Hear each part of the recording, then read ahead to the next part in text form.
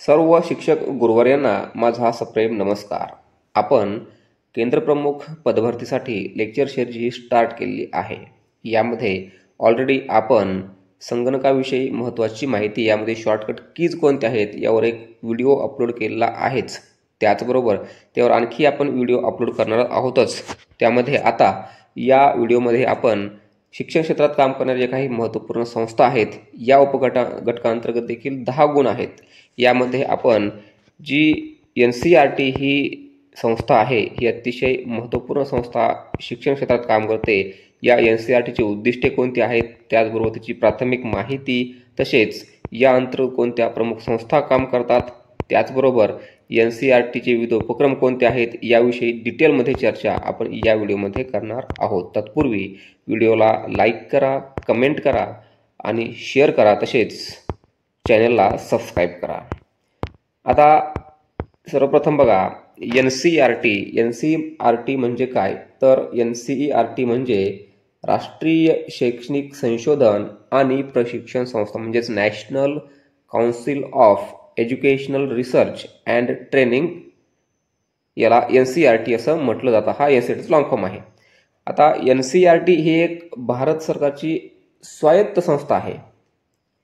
भारत सरकारने 1961 मध्ये स्थापन केलेली ही एक भारत सरकारची स्वायत्त संस्था आहे, एक ऑटोनॉमस ऑर्गनायझेशन आहे. शालेय शिक्षणात गुणात्मक सुधारणा करण्यासाठी विविध धोरणे तयार करणे आणि केंद्र आणि राज्य सरकारांना विविध शैक्षणिक कार्यक्रमावर मदत करण्यासाठी ही संस्था कार्यरत आहे. आता NCERT म्हणजे काय हे आपण बघितलं. त्यानंतर बघा, NCERTचे प्रमुख उद्दिष्टे कोणती आहेत हे आपण या ठिकाणी बघूयात. बघा, NCERTची प्रमुख उद्दिष्टामध्ये शालेय शिक्षणाशी संबंधित क्षेत्रात संशोधन विकसित करणे, त्याचबरोबर शालेय संशोधनास प्रोत्साहन देणे आणि समन्वय साधणे हे देखील उद्दिष्ट NCERTचंच आहे. यानंतर बघा, मॉडेल पाठ्यपुस्तके, त्याचबरोबर पूरक साहित्य, वृत्तपत्रे, जर्नल तयार करणे आणि प्रकाशित करणे, तसेच शैक्षणिक किट, मल्टीमीडिया, डिजिटल साहित्य विकसित करणे, शिक्षकांचे पूर्वसेवा आणि सेवांतर्गत प्रशिक्षण आयोजित करणे, नाविन्यपूर्ण शैक्षणिक तंत्रे आणि पद्धती विकसित करणे व त्याचा प्रसार करणे, त्याचबरोबर राज्य शैक्षणिक विभाग, विद्यापीठे, स्वयंसेवी संस्था आणि इतर शैक्षणिक संस्थांशी सहयोग करणे.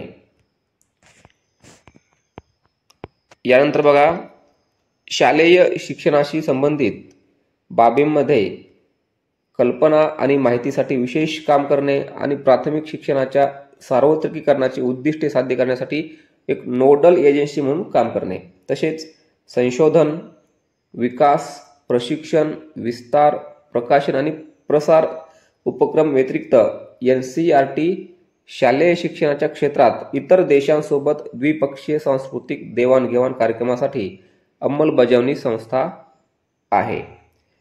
यानंतर बघा,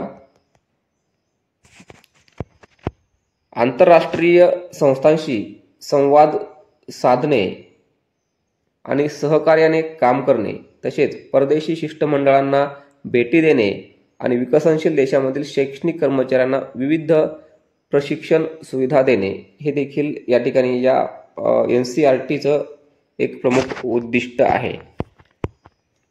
आता तुम्हाला या घटकावर आधारित वन लाइनर क्वेश्चन्स वाचायचे असतील तर डिस्क्रिप्शन बॉक्समध्ये तुम्हाला एक ब्लॉगची लिंक दिली आहे.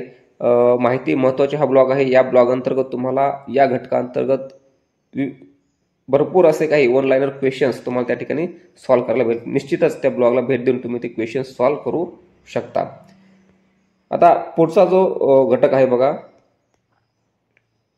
भारतामध्ये NCERTच्या विविध प्रमुख संस्था आहेत.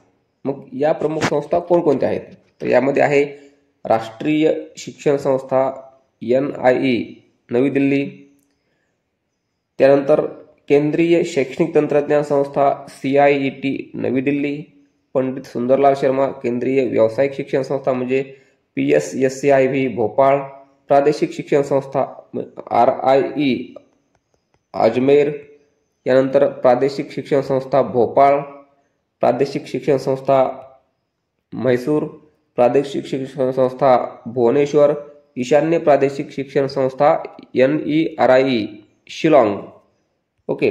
आता या विविध प्रादेशिक संस्था या NCERT अंतर्गत काम करतात. त्याच्याच या त्या अंतर्गत काम करणाऱ्या ह्या NCERTच्या विविध शाखा आहेत, संस्था आहेत. ओके.